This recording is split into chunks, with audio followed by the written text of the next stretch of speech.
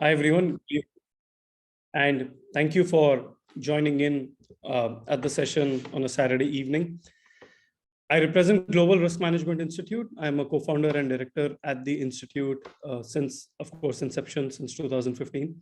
Before that, I have about 9 years of international work experience with a boutique risk consulting firm servicing the clients globally.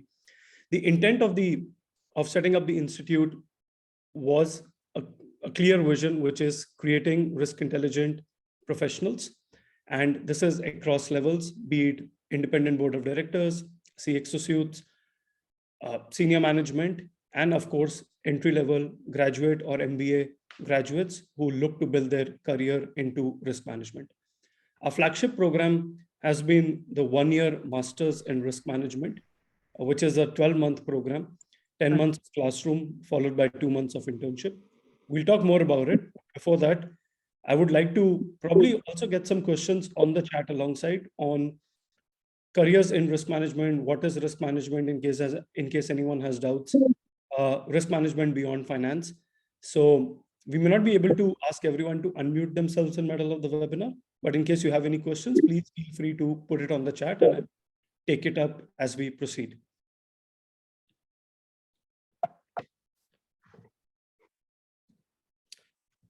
So risk management, threat or an opportunity, right?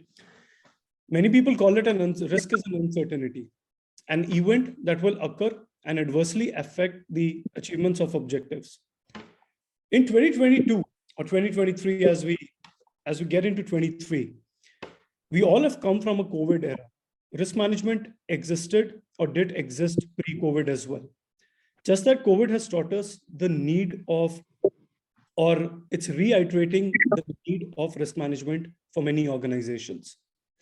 All of us have learned that the only thing that's constant has been change. Risk has always been there, change has always been there, but now you can feel it even more.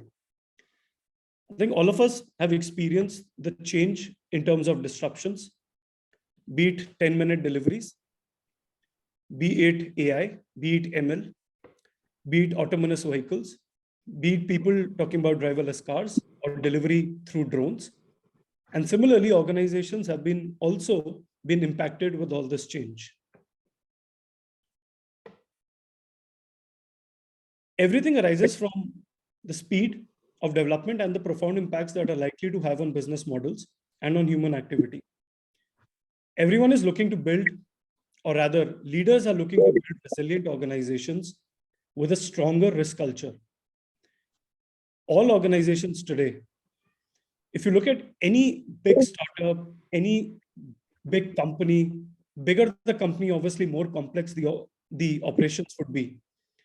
Everybody is looking to build a stronger risk culture and approaching issues like the pandemic, cybersecurity, geopolitical, what you see today with Ukraine or India and China, climate change, sustainability, third-party risk, stricter compliances, and of course, our over-dependency on IT products, which is also leading to IT risk management in a big way. Everybody has been looking at to build a hybrid, proactive, and a holistic approach to solve for these gaps globally. All of you would be aware of two brands that you see on the screen, Zomato and Blinkit. While the acquisition comes with a set of opportunities, the acquisition also comes with its own set of threats. It could be building an efficiency model between using common riders.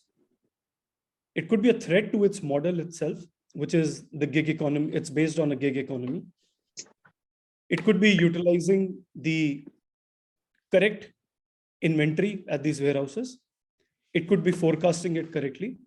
It could be compliance at the warehouses or with use of EV vehicles around the city. It could be attrition. It could be another startup completely disrupting the whole space and possibly delivering it even faster. We don't know yet whether this would be the end disruption for all the Kirana stores. or whether this would give rise to a new model itself.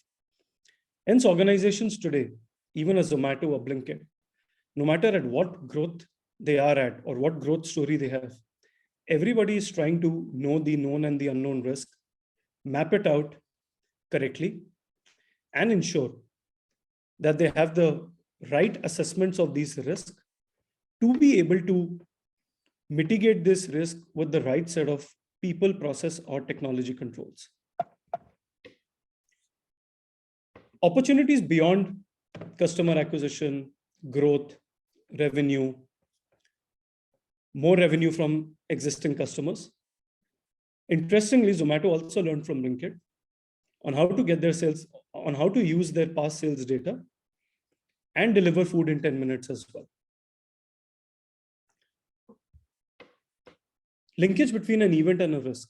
If you see on my screen, you would see events and risk, events on the left and risk in blue on the right? An adverse movement in foreign exchange or interest rates, a change in credit policy of a key supplier, inability to negotiate procurement term or credit terms with customers or procurement terms with suppliers, improper selection of channel partners. Eventually, all of them will lead to uncertainty or reduction in profits, sales, loss of customer, or change to a new vendor. That's how an event and a risk would be linked. A regular poll that we do with most of our students and seminars when we do these in colleges, different workshops that we hold in colleges, is who's responsible for managing risk. Today, the world is talking about having an independent chief risk officer as part of an organization, a chief risk officer that reports directly to the board, a chief risk officer that identifies and assesses and eventually obviously works towards mitigation of risk as well that are identified across levels, is an important function in every organization. If you look at the screen, and maybe since we have just about 25 plus people, in case you want to unmute and call out, whom do you think is responsible for managing risk in an organization? Is it the leader, the CEO? Is it the chief risk officer? Is it the financial officer, since everything impacts finances? Is it my procurement or quality officer? Since if you're buying a car, I think quality would be most important, and everything goes through quality. Or given our technology dependence, is it the chief tech officer?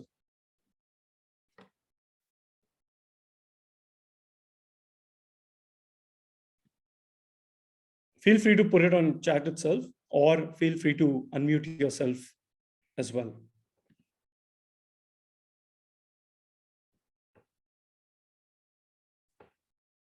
Anybody wants to go ahead? Give it a try.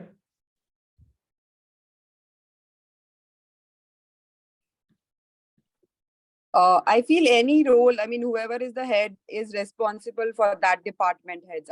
Whoever is. So everybody here is a risk manager according to the every department he holds or held responsible for. I don't know, I'm wrong, but probably I'm thinking so.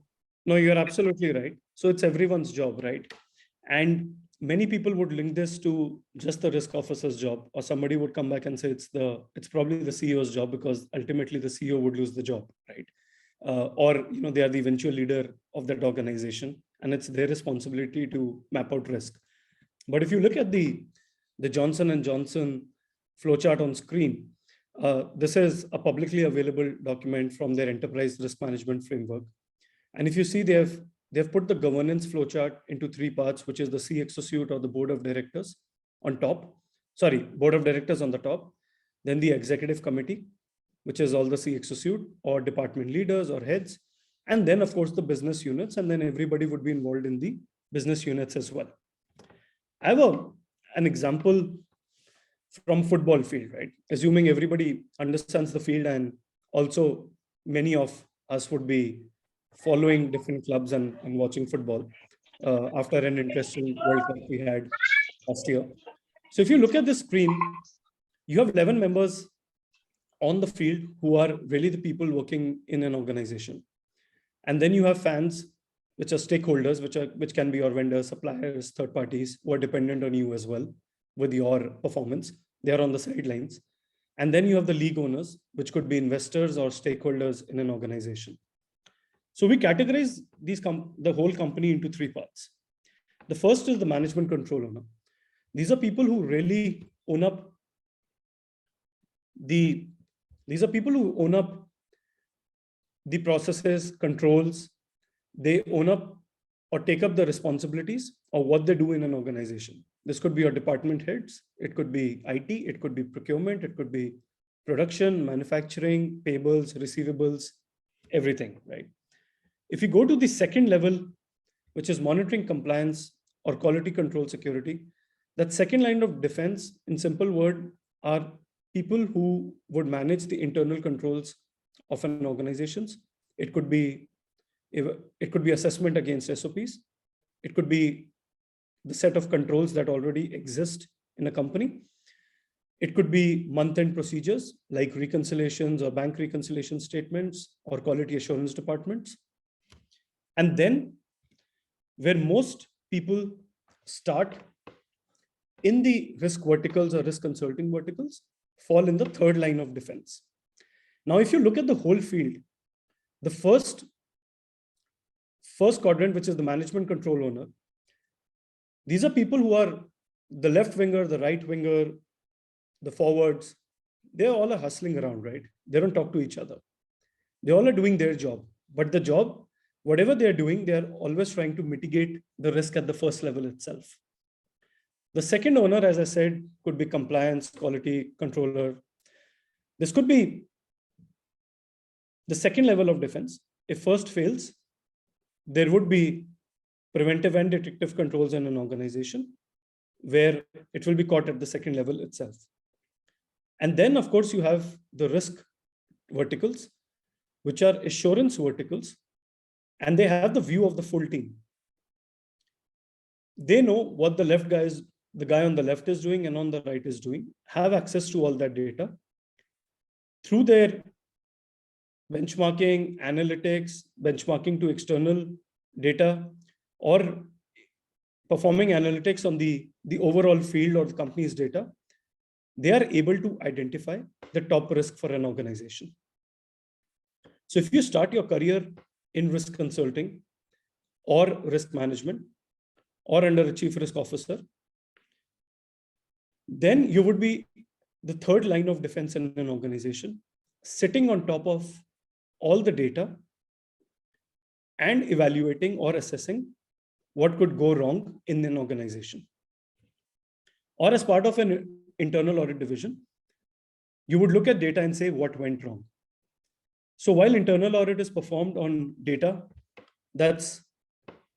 or an activity or an event that's already happened in an organization, the interesting role of risk professionals, which is different from an internal auditor, is also that they could perform these exercise on futuristic events, saying what can go wrong rather than what went wrong. So it's more preventive in nature than detective. Why is everybody talking about risk today, right? Especially post-COVID. As all of you would understand that today we live in a VUCA world, which is volatile, uncertain, complex, and ambiguous. There are technology disruptions, there are geopolitical wars, there are bio wars, there are multiple disruptions that would happen alongside. And every company is, of course, worried about turnover, funding, profits, efficiency, increasing their reputation or maintaining their reputation, competition, and of course, share valuation.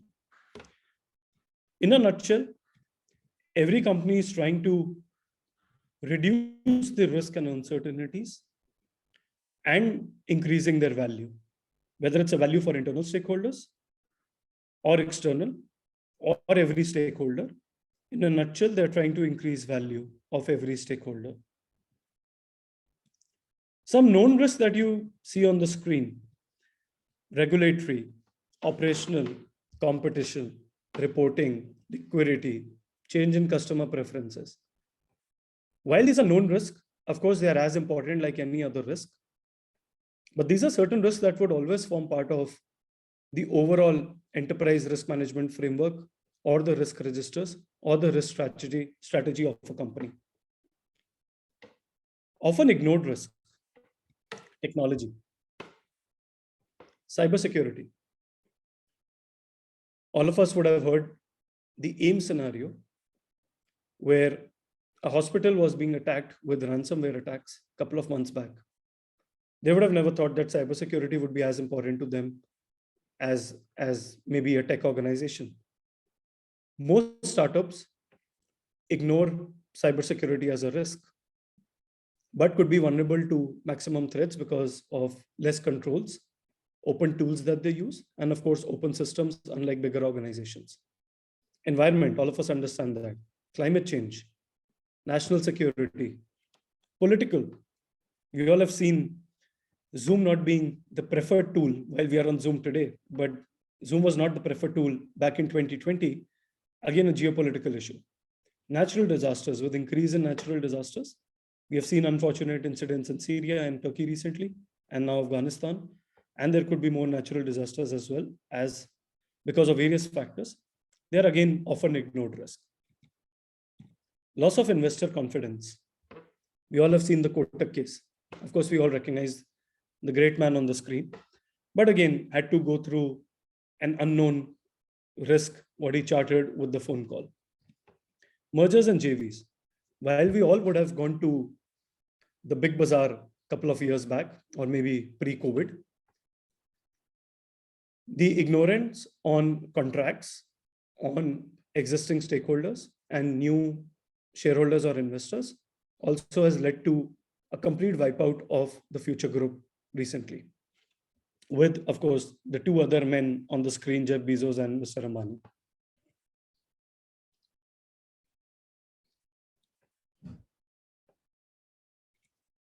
Few risks that everybody ignores.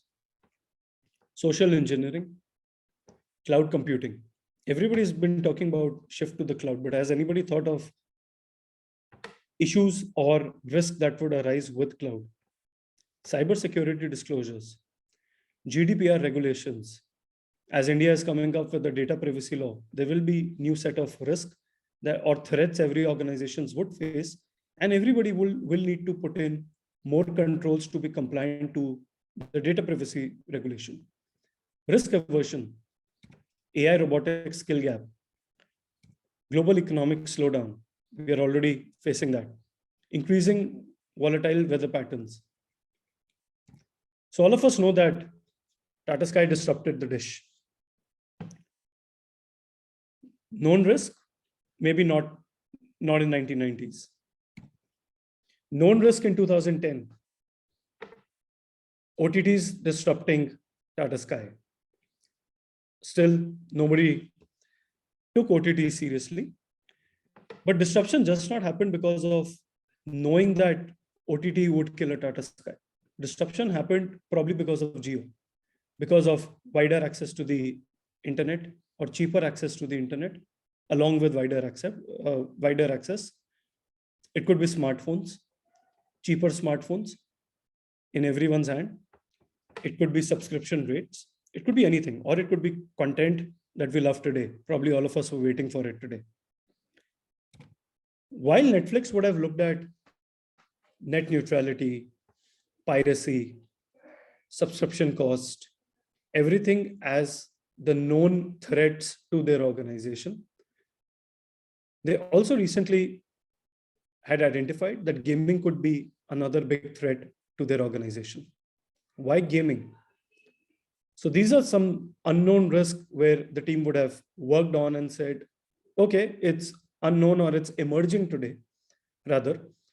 And maybe 5 years down the line, we want to be a gaming company because the youth is moving towards gaming. While they come on our app for gaming, we could attract them to watch content as well, or attract them to watch live sports. And that's why today you see Netflix gunning for live streaming, or an Amazon Prime. Jio Cinema, of course, killed them for various reasons. If you open the Netflix app today, you will see games. They have no reason to add games, but that's where the customer or where the youth is shifting to. And that's the reason they're trying to attract this audience. The best part about emerging risk or the unfortunate part rather, is you never know whether emerging risk will really kill your organization or not in the future. While Netflix is investing in gaming to protect themselves from an emerging risk, saying maybe in 2030, I will still retain the youth on my app because of various gaming activities. And instead of maybe buying content, I will buy games or aggregate games and be a gaming company along with the content company. It could be emerging. And Amazon could laugh at them at 2030 and say, why did they invest so much in gaming? People are still watching content. Gaming was a story, it went off. Or a Netflix could be laughing at an Amazon or a Hotstar and saying, I was ahead of my times. I identified this emerging risk. And while nobody downloads your app anymore for content because everybody's looking at gaming or playing FIFA nights on a Saturday or getting together and playing a Fortnite or a PUBG on Saturdays, I still have that audience and I still exist as a company. Back in 2010, everybody had a, while this is all about AI, robotics, skill gap, but back in 2010, I think autonomous cars was an emerging risk that most automobile companies looked at and said, if technology companies start coming up with cars, what will we do? As it is with electric, it's not about getting the machinery right. Driverless, probably even better, would probably kill the car or the automobile companies completely. But then there are laws and regulations, even though an Apple, a Tesla, a Google, all the big names that we hear, everybody had tests around driverless cars. But European regulations came up and said, what about human-machine interface regulations? What about human-machine transmission regulations? Who decides whether I need to save the life inside or life outside? Who's responsible? Is it the developers? Is it Elon Musk because it's his company? Or is it the car owner? In case of course, an unfortunate accident. So let's put a stop to driverless cars till the regulations are clear. And the regulations could take 10, 20, 30 years.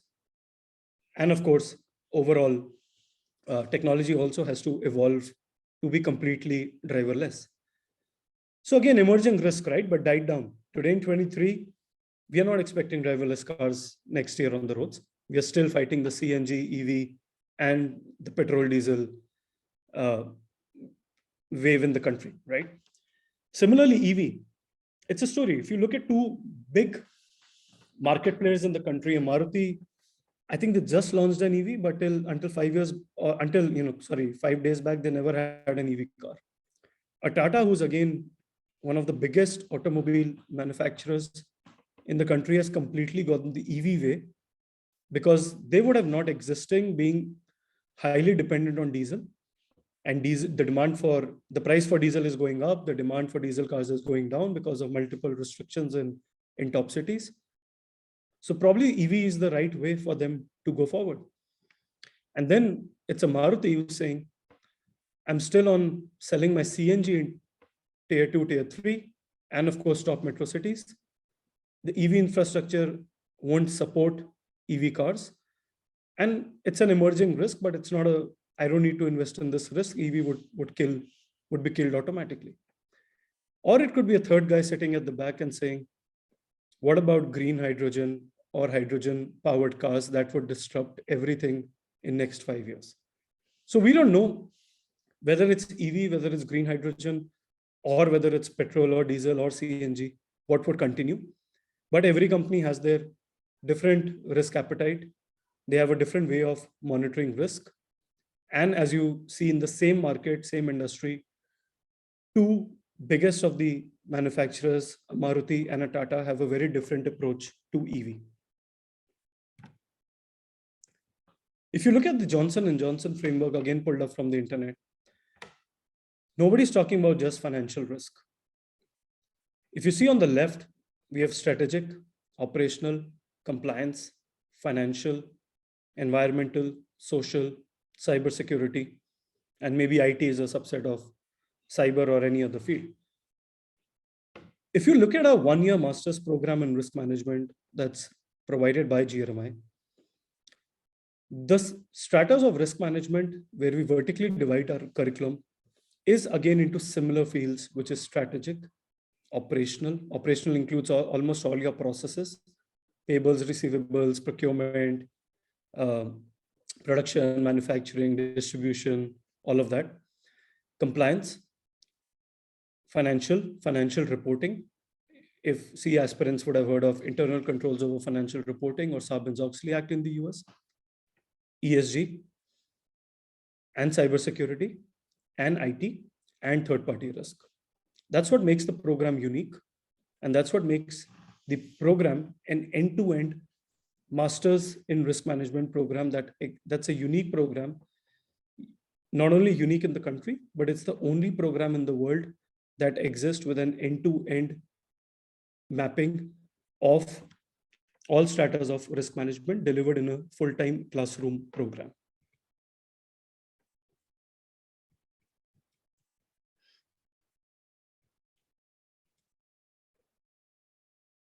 Some scaling parameters.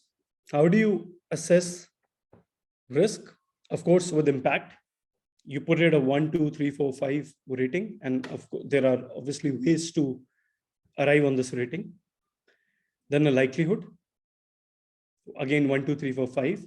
So a 5 impact and a 5 likelihood, that's 5 into 5, will be a risk that you would treat on priority. And then, of course, today everybody talks about velocity. So while a fuel price would be a top risk for an Indigo, maybe attrition would be a top risk for Indigo. But a baggage broken is also a similar risk because the velocity is very high. Everybody starts putting it on Twitter that my baggage is broken. And probably controls needed on social media or a PR team needed on social media to control that is as required, even though the impact might be very low, or it could be actually high because of social media. The velocity is high because the issue would just blow up completely at speed. And the likelihood is somewhat, I would say, mediocre because with so many passengers and flights every day, there will be cases where there will be damaged bags or broken bags or lost packages, right? This graph, again, it's a pictorial representation of all the previous slides, which is impact, likelihood, velocity, right? This graph would be different for every organization, whether they operate a same plant in a same geography, different geographies, competitors amongst each other. Everyone would rate this differently depending on their past contracts with vendors, customers, their attrition rate, their IT systems, everything, right? So if you look at it, this is just for a sample organization where cost reduction pressures is what they have termed as a likelihood high and an impact as high as well.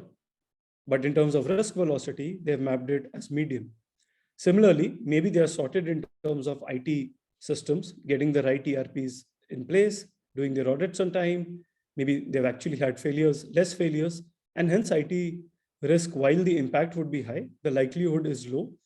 And of course, the risk velocity is also low as well, because you will get to know in case there are any IT failures, it won't lead to an end of the company immediately.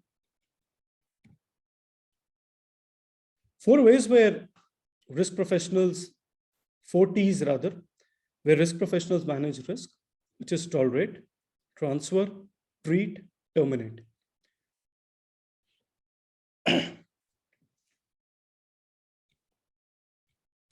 Again, a few examples. If you look at the scale again, which is inherent risk, the I represent inherent risk. Risk would always remain, right? Risk would come with business.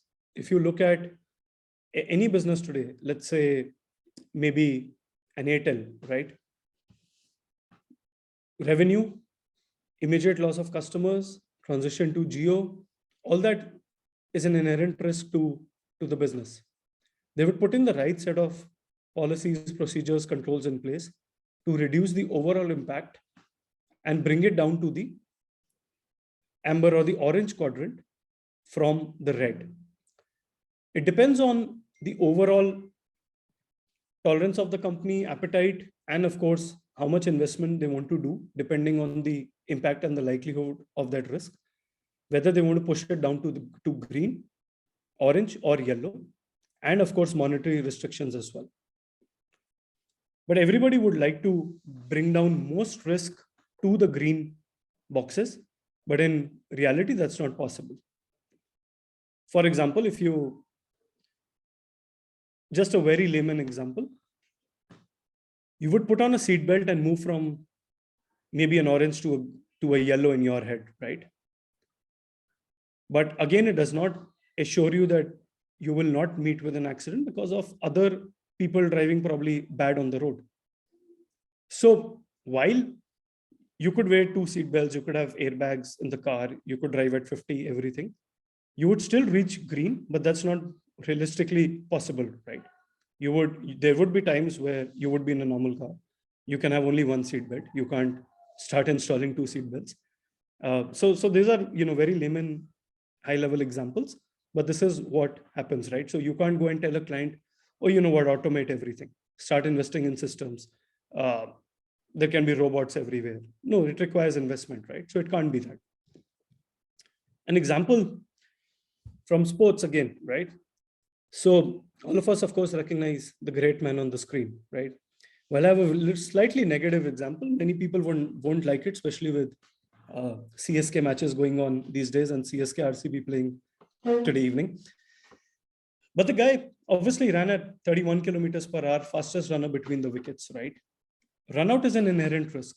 Dhoni's training, Dhoni's skill and understanding on field makes him move from red to a green. We would never hardly see a Dhoni getting run out. Even after moving to the green, there is still residual risk that would still remain. No matter how much you mitigate, you can't move to a 0-0. You could be in 1-1, you could be in 1-4, you could be in 1-3, you could be in 2-4, you could be in any of those quadrants, right?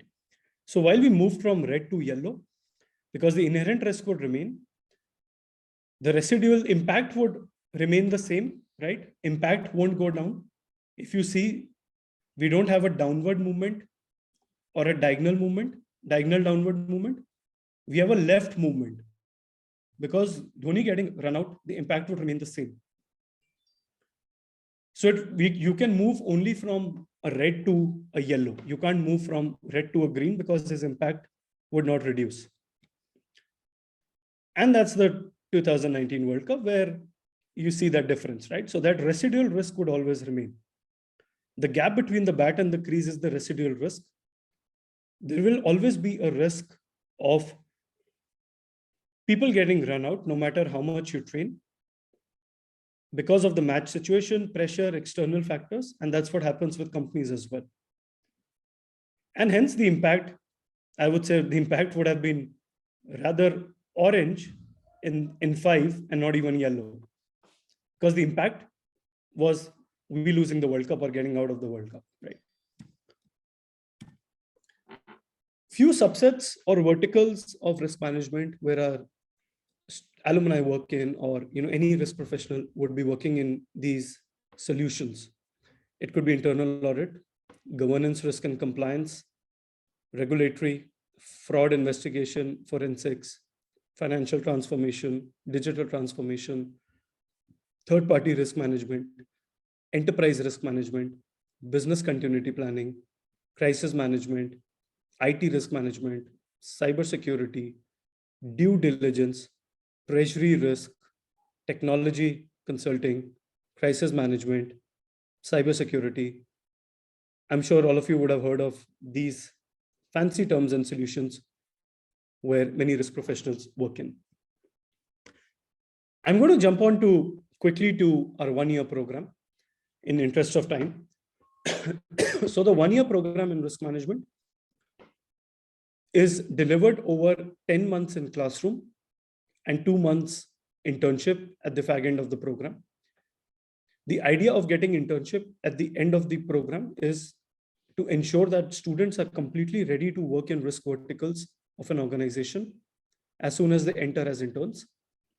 And over 90% of our students in last three batches, the last three latest batches, have converted their internships into pre-placement offers itself.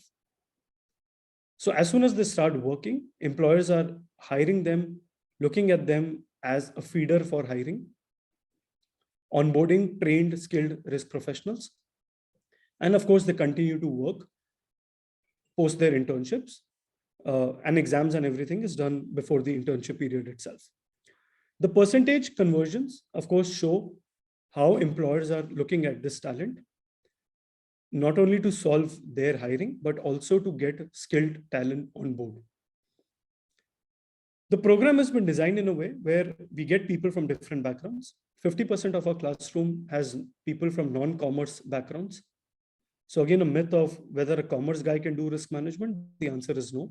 As we looked at all the opportunities available, people work in cyber, IT, enterprise risk, strategy, operations, internal audit, due diligence, forensic, business continuity planning, all these areas, right? Hence, you need people from different areas to understand different risk and to work in different areas. So we are able to absorb people from all backgrounds. We have had people from maths honors, statistics honors, eco honors, BA honors, English literature, food technology, BCom, CA inter, MCom, CA finalist, CAs. We have had MBAs, people from banking background, all kind of backgrounds, right? And of course, 50% of the classroom is commerce and 50% is non-commerce.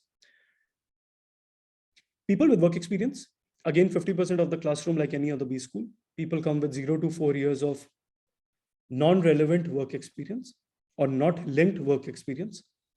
And 50% come in as freshers directly after graduation.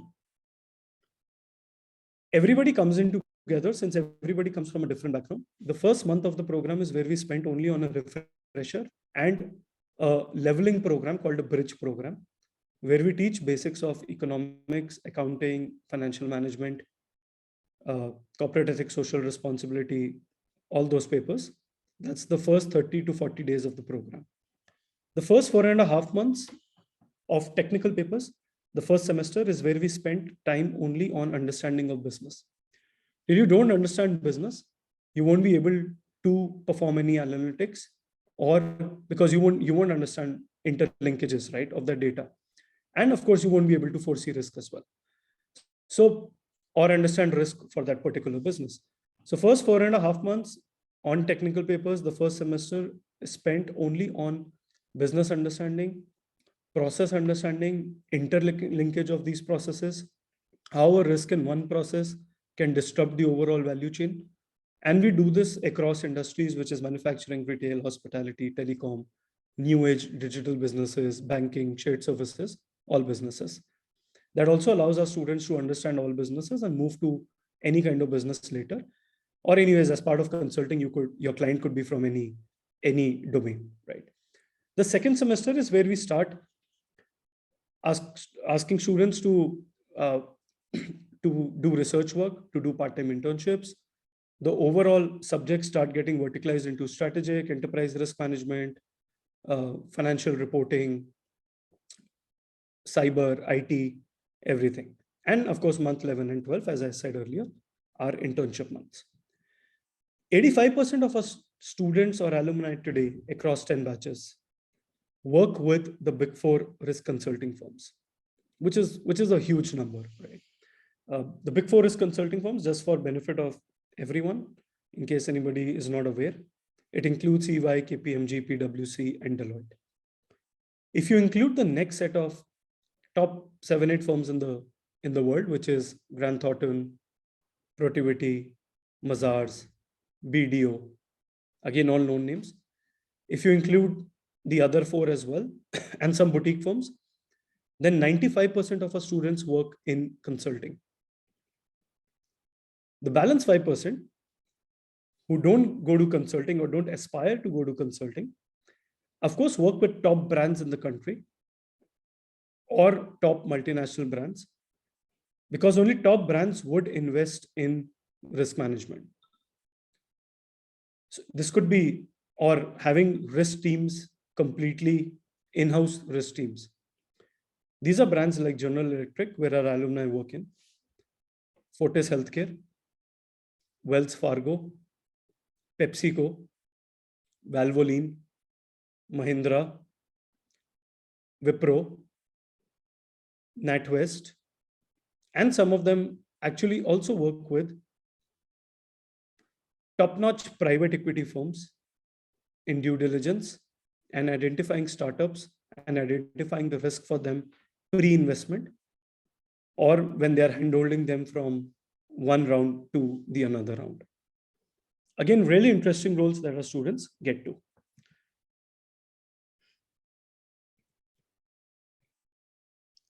Some of our success stories on the screen. While you look at these, I'm going to pause and take questions.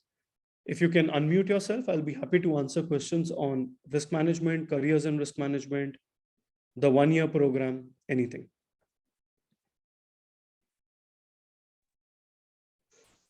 Hi, Puneet. It's a very nice session. Just tell me, internship is provided by campus or students will have to find out on their own? It's provided by campus. It's part of the program. Of course, students need to meet the eligibility criteria on passing the exams, 80% attendance. That's a mandate for graded and ungraded subjects. All of that is met. Every student is eligible to sit for internships that are provided and facilitated by the campus itself. Even if students don't convert their internship into placements for whatever reason or drop the PP offers to look for other opportunities, the institute provides a campus placement immediately after internship to all its students. That's been really the USP of the institute in terms of helping students end to end. We have met 99.5% placements at an average of 9.5 lakhs. 35 lakhs. 9.5 lakhs. 9.5 lakhs. Okay, fine. That's really the associate consultant or consultant level in top consulting firms, where even chartered accountants or top B school grads start in these consulting firms. Of course, the growth later is much higher and faster in consulting firms. But that's been the range, and that's been our average and median, because 95% of our students get to consulting, and hence our average and median also revolves around that. And is there any entrance for your course, or it's a marks basis of graduation? It is really, it's done in 3 steps. So 2 rounds of personal interview and a detailed application form with essays, education background, scores, everything.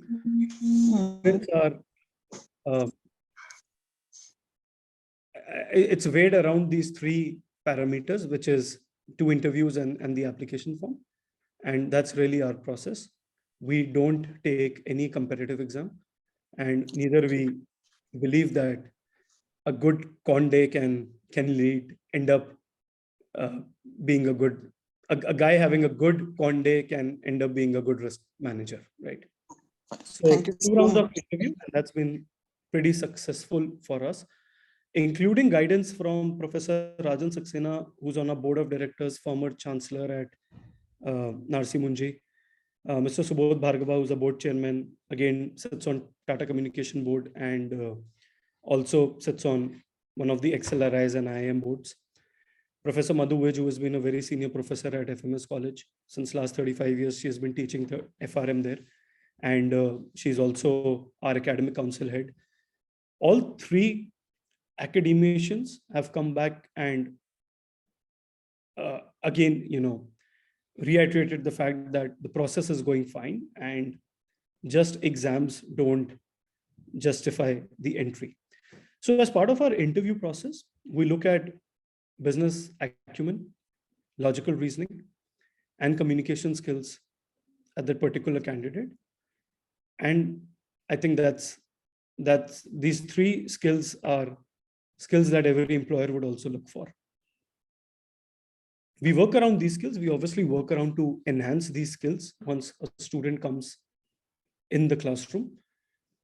and then we take it. And then, of course, students get to the interview stage as well. They are much better prepared. Our acceptance rate has been really about, I would say, 10% from the overall funnel of inquiries that come in. Inquiries, when I say inquiries, these are people who are interested and want to get into the program. People who really reach from a counseling stage or a admission counseling stage to interview stage, then the acceptance rate is about 50%. We have batches of 50. We have had batches of 30 until the last batch, which is batch 12 in January 23. This July, we'll have a batch of 50 students. So we are really looking at 100 high quality applications. The average package for an MBA, I'm just reading out from the questions. The average package of a good tier MBA college, I'm talking about not the top 10, I'm talking maybe from 11 to 25.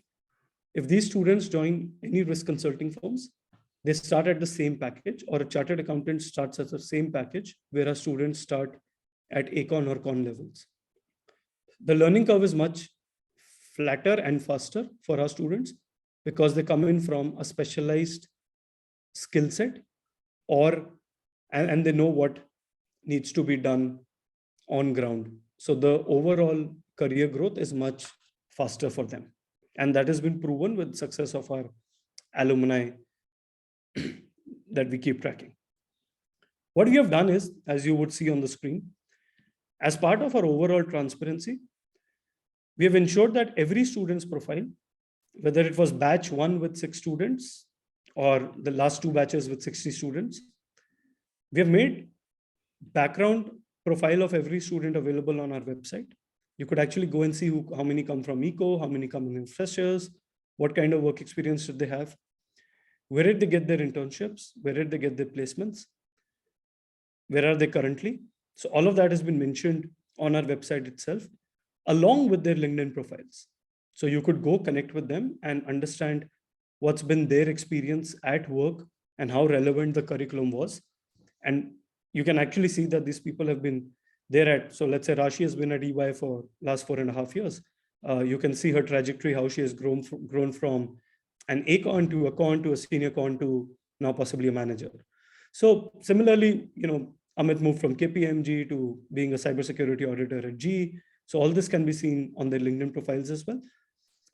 About 80% of our students continue to work in places where they were placed. That also shows that the kind of growth that they are getting at these places, and they don't need the field to, or they don't have the need to actually move out because of the relevance of the program and the kind of growth they have had.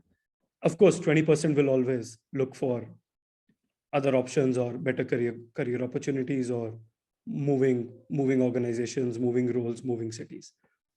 So that's one of our USP of the institute, where we have been 100% transparent. At least I haven't seen an institute in the country that puts out LinkedIn profiles of every student that has graduated.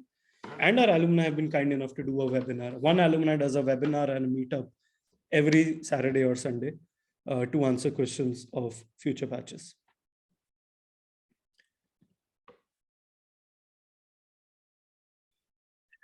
Yeah, thank you, Puneet. This is Sirish here, and thank you for a very insightful session. I had 2 questions. Wanted to understand, one, how important is it for a student of risk management to be good in mathematics and statistics, and do they need to have good command over numbers? And my second question is that when we are talking to our students, how do we compare this with, let's say, an FRM certification? Sure. Thanks, Shirish. Thanks for your question. Thank you. I actually missed out on you had raised your hand earlier. Sorry, I missed it. So when we come to the program, this is not actuarial. This is not something that includes maths, right? Or stats. Anybody who's coming for a program and would work in a risk consulting firm or under a chief risk officer should have an analytical bent of mind or an approach that's more towards analytics of understanding business and then performing analytics.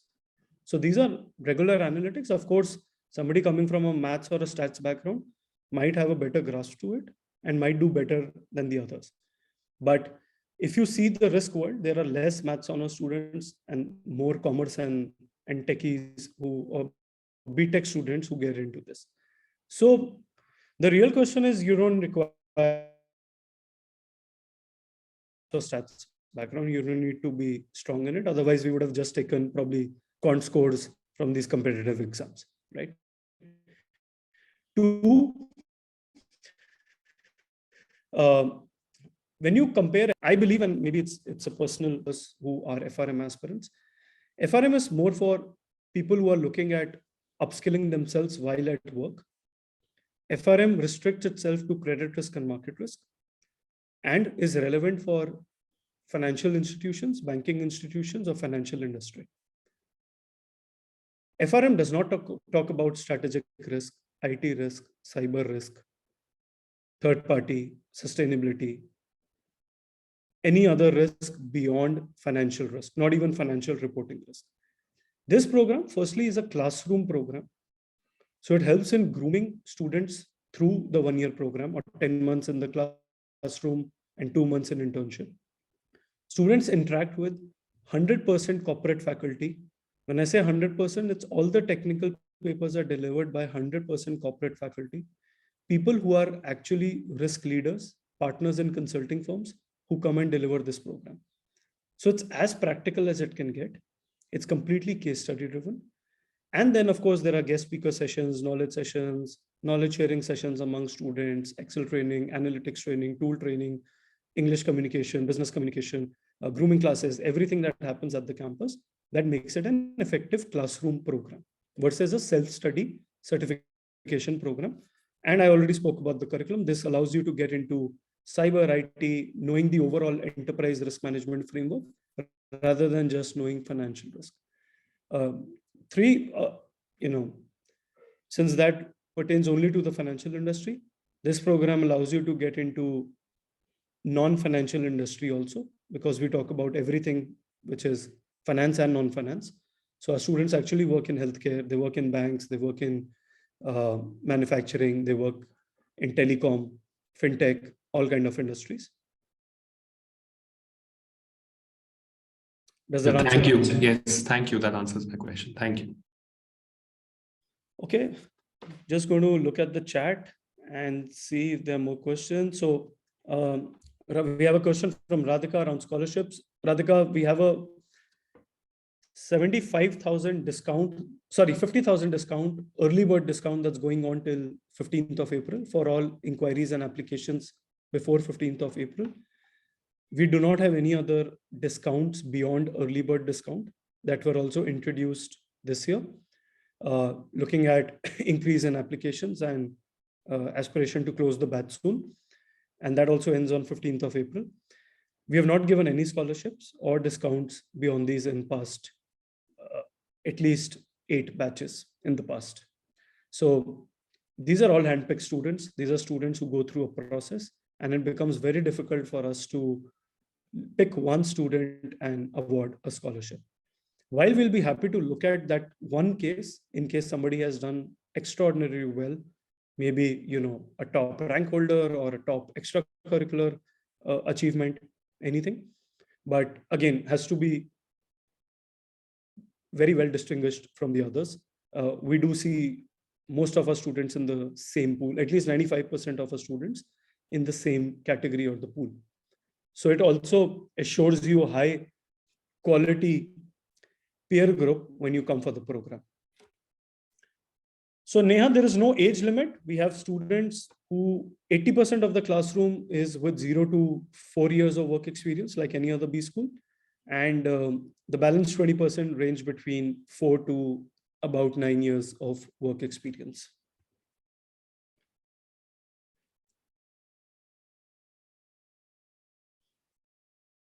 So I have a question from Ravi. How technical is the second round? Ravi, I remember we have already gone through a round 1 of interview. The second round will be, the basis would be the same, which is around giving you a case study or checking your business acumen, logical reasoning, seeing how you support your answers, and communication skill. So the round is going to be similar.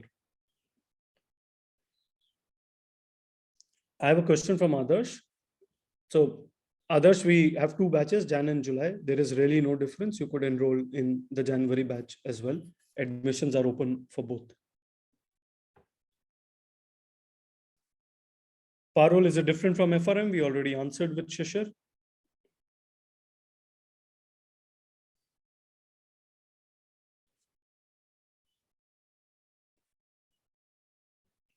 Okay, any more questions? If anybody wants to unmute themselves or put it on the chat. And of course, we are meeting our time limit as well.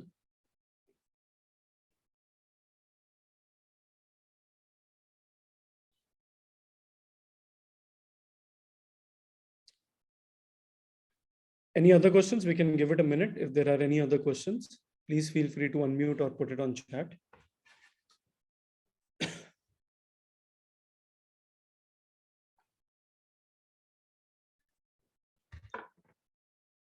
Okay, I don't see any other questions. Maybe we could close this session.